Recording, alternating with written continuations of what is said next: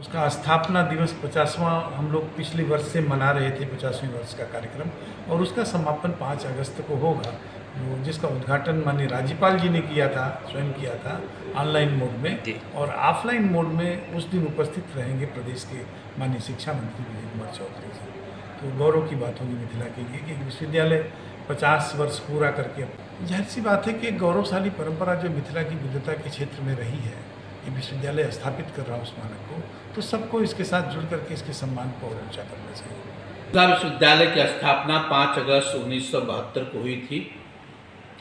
जिन कर्मवीरों, योद्धाओं और समाज सेवियों ने इस विद्यालय, महाविद्यालय और विश्वविद्यालय बनाने में योगदान दिया है, सर्वप्रथम हम उनको नमन करते हैं, सादर नमन करते हैं।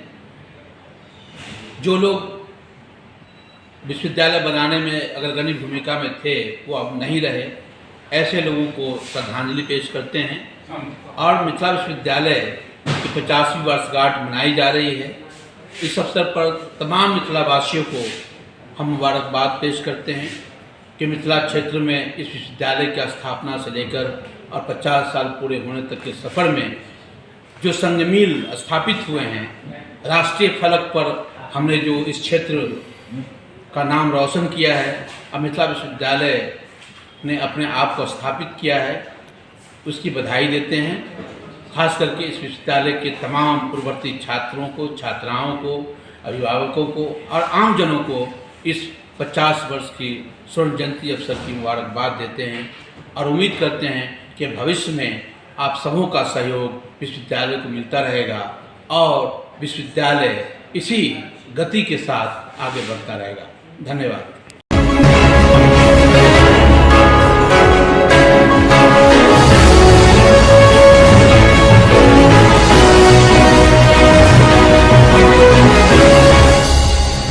मिथिला विश्वविद्यालय के जुबली हॉल में स्वर्ण जयंती समापन समारोह का किया गया आयोजन।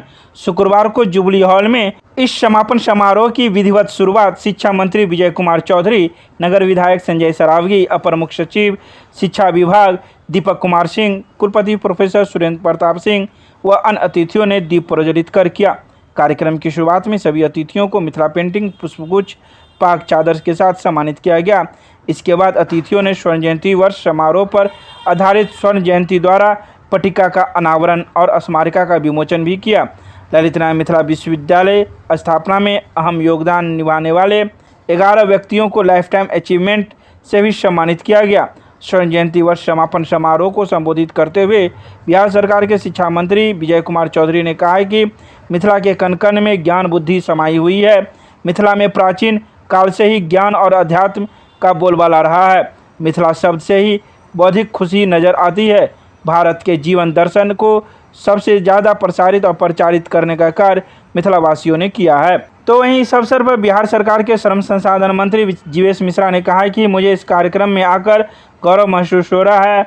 मैं मिथिला विश्वविद्यालय का अभी भी शोधार्थी हूँ। स्वर्ण जयंती वर्ष की उपलब्धियों के बारे में चर्चा करने के साथ साथ आत्ममंथन करने की भी ज़रूरत उन्होंने बताई।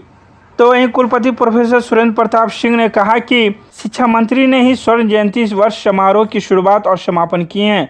उन्होंने मिथिला विश्वविद्यालय के इतिहास की जानकारी देते हुए कहा कि मिथिला विश्वविद्यालय के 50 वर्षों का सफ़र काफ़ी गौरवपूर्ण रहा है। यहाँ के बच्चे देश दुनिया के हर क्षेत्र में नई ऊंचाइयों को छू रहे हैं। किसी भी संस्था की कोई उम्र नहीं होती, गतिशीलता हमेशा बनी रहनी चाहिए। मिथिला विश्वविद्यालय का यानी ललित नारायण मिथिला विश्वविद्यालय की स्थापना के 50 वर्ष पूरे होने पर जो यह एक बहुत ही सफल और आकर्षक कार्यक्रम हुआ है, मैं इसके लिए विश्वविद्यालय प्रशासन को बधाई और धन्यवाद देता हूँ। और सभी जानते हैं कि ये मिथिलांचल का इलाका ये ज्ञानियों की और ऋषियों की धरती रही और यह विश्वविद्यालय बहुत ही एक सफलता से आगे बढ़ता विश्वविद्यालय। और मेरे लिए तो सौभाग्य की बात है कि मैं इस विश्वविद्यालय का स्थापना काल का छात्र रहा और आज सौभाग्य से मैं शिक्षा मंत्री हूँ तो मेरे लिए तो और भी अच्छी बात है। इसलिए हमने विश्वविद्यालय प्रशासन को और पूरे मिथिला क्षेत्र वासियों को इसके लिए हमने शुभकामनाएं दी हैं तथा हमने सभी सम्मानित शिक्षकों से भी अपील की है कि विश्वविद्यालयों में और महाविद्यालयों में हमारी कक्षाएं चलनी चाहिए। छात्र नियमित रूप से कक्षा में उपस्थित हों, शिक्षक पढ़ाएं उनको, अच्छे से ज्ञानार्जन का कार्य चले, तभी विश्वविद्यालय का माहौल शैक्षणिक होता है और इलाके के बच्चे आगे बढ़ते हैं। तो अभी जो माहौल है, क्योंकि 2 साल से कोरोना का माहौल था, सभी संस्थान बंद थे, लेकिन अब फिर सुधार हो रहा है। अब कक्षाएं फिर से नियमित चलने लगी हैं और विश्वविद्यालय प्रशासन ने भी हमें आश्वस्त किया जो शिक्षकों की कमी थी वो हम लोग यूनिवर्सिटी सर्विस कमीशन से भी बहाल कर रहे हैं। अतिथि शिक्षक भी नियुक्त हुए हैं, उनसे शिक्षकों की कमी भी दूर हुई है और अब महाविद्यालयों में और विश्वविद्यालयों में पढ़ाई धीरे धीरे नियमित रूप से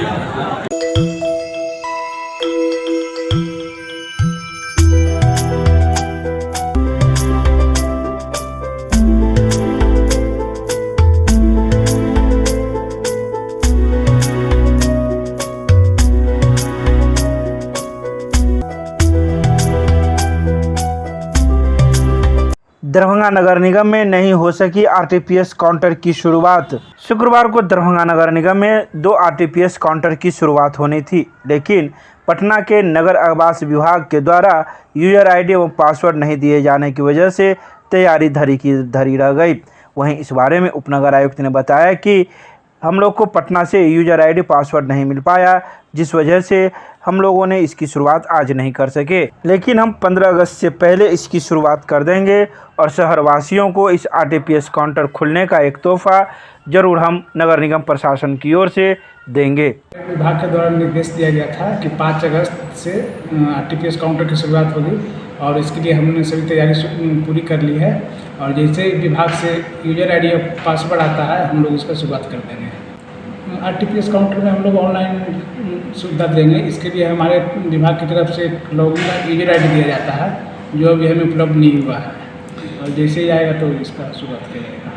तो पूरे जो भी सिस्टम परचेज करना था जैसे कंप्यूटर, प्रिंटर, ये सब हम लोग परचेज कर लिए, उसको सेटअप बना लिए हैं और इसके लिए हमने वहाँ पे स्टाफ भी नियुक्त कर दिया है और हमारी तरफ से इस तरफ पूरी तैयारी कर ली है। अच्छा, यूजर आईडी पासवर्ड आना बाकी, बिल्कुल इसी का इंतजार हम लोग कर रहे हैं। कब तक उम्मीद किया जा सकता है? उम्मीद है कि अगले हफ्ते शुरू हो जाएगा और 15 अगस्त के पहले तो शुरुआत हो ही जाएगा, लेकिन उम्मीद है कि सोमवार मंगल तक हम लोग शुरू करें। यानी इस स्वतंत्रता दिवस पर नगर निगम के क्षेत्र के लोगों को सुविधा मिलेगी। यही मान लिया जा सकता है कि 15 अगस्त के अवसर पर हम लोग नगर निगम की तरफ से जनता को एक गिफ्ट दे रहे हैं। गिफ्ट दे रहे हैं, क्या क्या होगा इसमें? इसमें बहुत सारी सुविधाएं दी जाएगी, जैसे म्यूटेशन का, या फिर इसमें करीब 18 से ज़्यादा सुविधाएं हैं जो अभी ग्रामीण क्षेत्र में भी दिया जा रहा है। हम लोग शहरी क्षेत्र में उसको लागू करेंगे। एक करण क्लासेज इंडियाज नंबर 1 ऑफ ज्ञान सरिता पब्लिक स्कूल रोहेलागंज कैदराबाद में हम कराते हैं bank, railway, SSC, CSAT, CTT, management, defence and all other general competition exam की तैयारी। संपर्क करें, हमारा नंबर है 9934849798, दूसरा नंबर है 7633955870। पुलिस अभिरक्षा से चकमा देकर फरार हुई लड़की को किया गया बरामद। नगर थाने की पुलिस अभिरक्षा से फरार नाबालिग लड़की को पुलिस ने बरामद कर लिया। साथ ही लड़की का अपहरण करने वाला युवक भी गिरफ्तार कर लिया गया। वह सोनकी ओपी के पाता गांव का रहने वाला है। आरोपित ने 17 जून को ही लड़की का अपहरण कर लिया था। इसकी प्राथमिकी पहले दर्ज कराई जा चुकी थी। सोहंकरपुर टीओपी प्रभारी अखिलेश कुमार ने बताया कि जब लड़की पुलिस को चकमा देकर फरार हुई तो उसी समय से पुलिस ने जगह जगह छापेमारी शुरू कर दी थी। जैसे ही पुलिस को अपहरणकर्ता के बारे में पता चला, पुलिस ने गुप्त सूचना के आधार पर उसे गिरफ्तार कर लिया। नहीं, हमको यहाँ पे उल्टा पुल्टा बोला था, हम इसलिए भागे। क्या बोला ये जा रहा था? यहाँ बोल रहे थे कि 17 मतलब वहाँ पर 75 को लड़की इसको मिल सकता है, तो नहीं मिल सकते, तो ऐसे से उल्टा बात बोला, हम इसलिए भाग गए। अच्छा, किस था? कानून करवाई थी कोर्ट से। शादी की हुई थी? तुम हाँ। नाबालिग हो? नहीं, नहीं, तुम्हारा जो यहाँ आवेदन दी हुई है उसमें दिखाया गया कि तुम्हारा अपहरण हुआ था। नहीं अपहरण हमको कोई नहीं किया था, तो तुम अपनी मर्जी से शादी अपना की? मर्जी से शादी की। कितना उम्र है? मेरा आधार कार्ड से 18 साल हो रहा है। 18 साल हो गया हुआ? हाँ, भाग के गए थे चेन्नई। चेन्नई गए थे? हाँ, पुलिस कहाँ से बरामद की है इनको? यहाँ से भाग के गए तो भवानीपुर मंच पर गए थे। हम्म, हमको सोनकी थाना से लाए हैं। अभी सुनकी थाना से लाया गया। हाँ, थाना में हम दोनों आते हुए 27 तारीख 3 महीना 2022 में। घर कहाँ हुआ? घर सोनकी, हाँ। यहाँ मौसा का घर है, मौसा कहाँ? रत्नोपट्टी।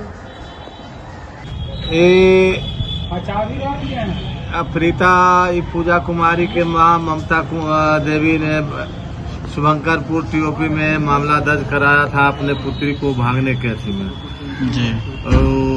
भाग गई, उस पर मामला दर्ज किए और अनुसंधान के क्रम में को ये दबाव के कारण आकर के माननीय न्यायालय में आत्मसमर्पण किया, जिसका 164 वगैरह का बयान आवश्यक कार्रवाई किया गया। मेडिकल कराने में विलम्ब हो जाने के कारण तथा शनिवार होने के कारण न्यायालय अवधि समाप्त होने के कारण पुनः नगर थाना में लाकर महिला बैरक में महिला सिपाही श्वेता कुमारी के संरक्षण में रखा गया, जिसे पुनः रविवार को चकमा देकर पूजा कुमारी भागने में सफल हो गई। सर कहाँ से चकमा दी थी? नगर थाना से? नगर थाना से, महिला बैरक से खाना खाने के और हाथ धोने के क्रम में भागी थी, जिसे पुनः आज दिनांक 4 तारीख को सोनकी से बरामद कर लाया गया। जी सर, ये मामला क्या था सर? ये मामला अपहरण का मामला दर्ज कराया गया था, जिसे महेश सदाय है पाटा गांव का, वही इसका मैंने लेकर के चला गया था और शादी कर लिया। लड़की नाबालिग थी सर?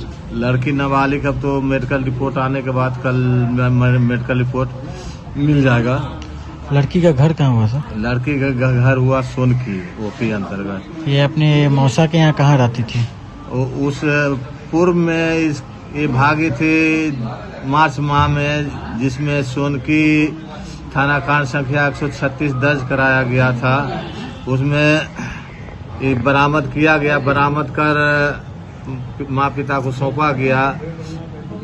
माता पिता को धमकी मिला कि पुनः हम लड़की को हम लेके भाग जाएंगे महेश सदाय के द्वारा, तो वे अपने मौसा के यहाँ रत्नोपट्टी शंभू शाह है, रत्नोपट्टी मौसा है, उसी के यहाँ रखा गया, जिसे पुनः 16-17 तारीख को अपहरण कर लिया। लड़का का घर कहाँ है सर? लड़का का घर सोनकी थाना अंतर्गत ग्राम पाता है।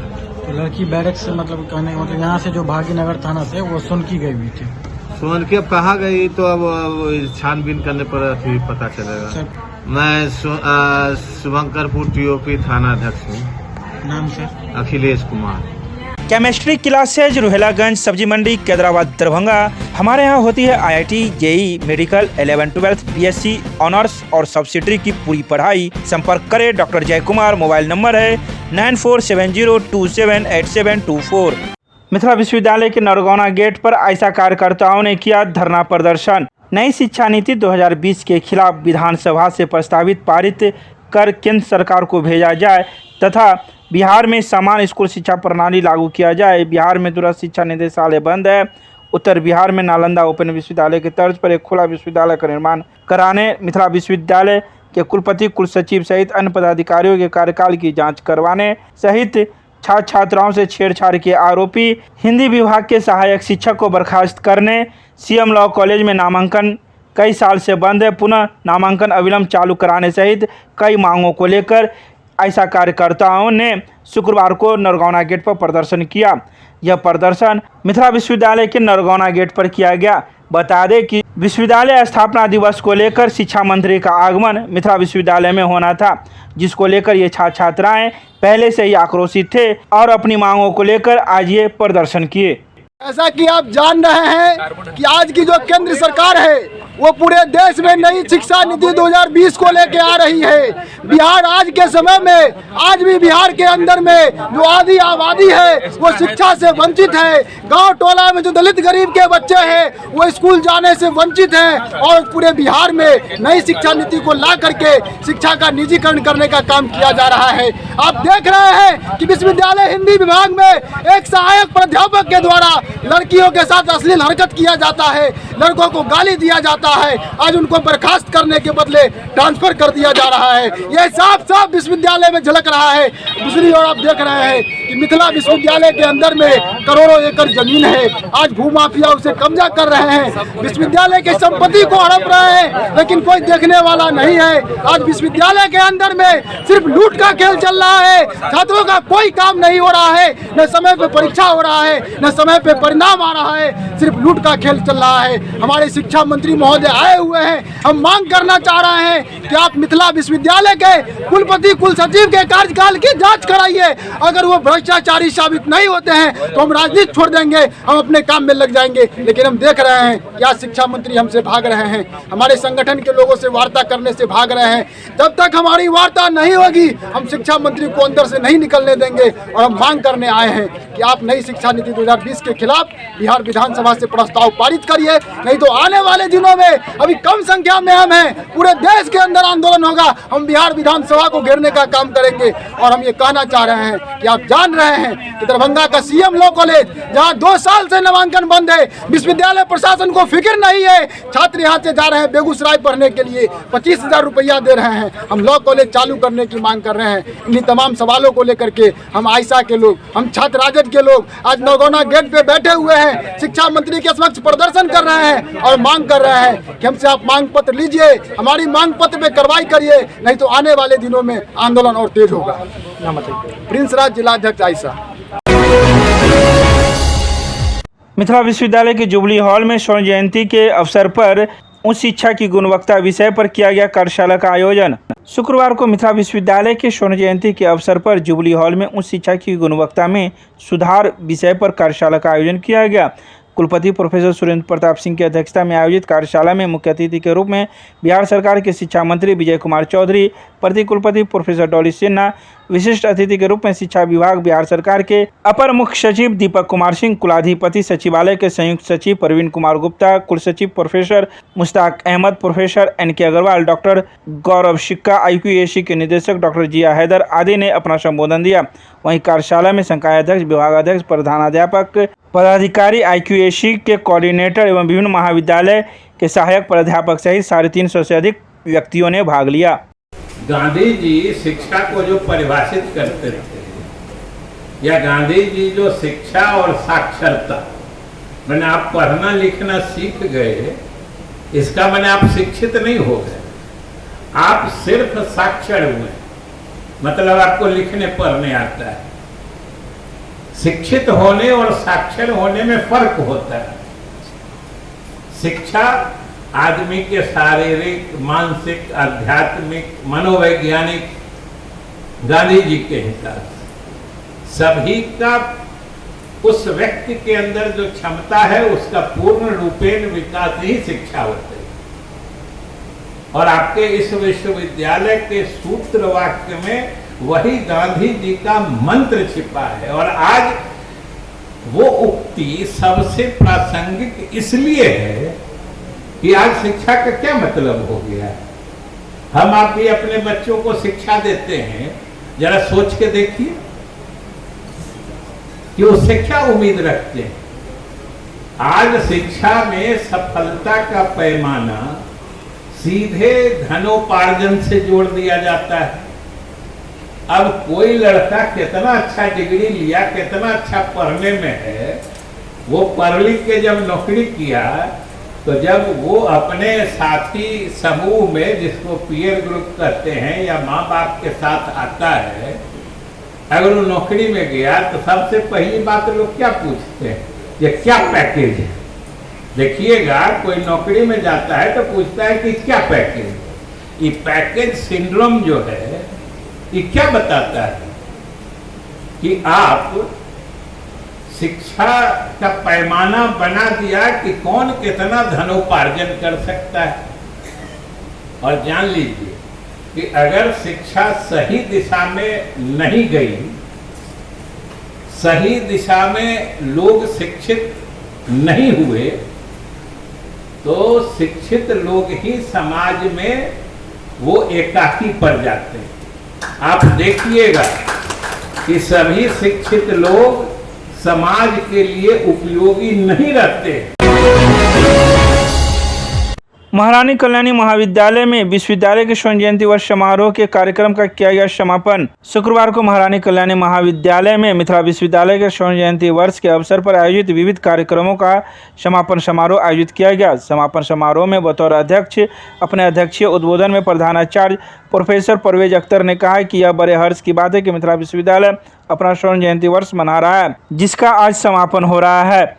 आज यह बताते हुए खुशी हो रही है कि इस विविध कार्यक्रम में कई छात्राओं के अंदर छिपी प्रतिभा को पहचानने का मौका मिला।